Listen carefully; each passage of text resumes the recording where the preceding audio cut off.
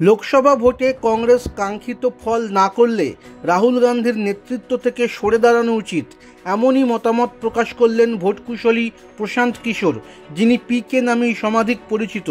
সংবাদ সংস্থা পিটিআইয়ের সম্পাদকদের সঙ্গে একটি আলাপচারিতায় পিকে রাহুল সম্পর্কে বলেন, যখন গত 10 বছর ধরে আপনি একটি কাজ করে যাবেন কিন্তু কোনো সাফল্য পাবেন না, তখন বিরতি নিলে আপনার কোনো ক্ষতি হবে না, বরং আপনার উচিত অন্য কাউকে 5 বছরের জন্য দায়িত্ব দেওয়া। এই প্রসঙ্গে সোনিয়া গান্ধীর প্রসঙ্গ তুলে পিকে বলেন, রাহুল গান্ধীর মা এটাই করেছিলেন।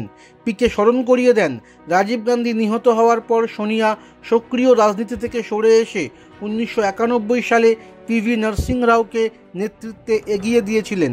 পিকে বলেন, সেই সময় ওয়ানারের সাংসদ রাহুল লিখেছিলেন যে তিনি সরে যাচ্ছেন এবং অন্য কেউ তার পরিবর্তে কাজ করবে, কিন্তু বাস্তবে তিনি যা লিখেছিলেন তার উল্টোটাই করেছিলেন। কংগ্রেস নেতারা নিজেরা কোনো সিদ্ধান্ত নিতে পারেন না, যাবতীয় সিদ্ধান্ত নেন রাহুলই। তিনি মনে করেন তিনি সব জানেন। আপনি যদি আপনার সাহায্যের প্রয়োজন এটা মানতে না চান, তবে কেউই আপনাকে সাহায্য করবে না। রাহুলের উদ্দেশ্যে এমন কথাই বলেন পিকে।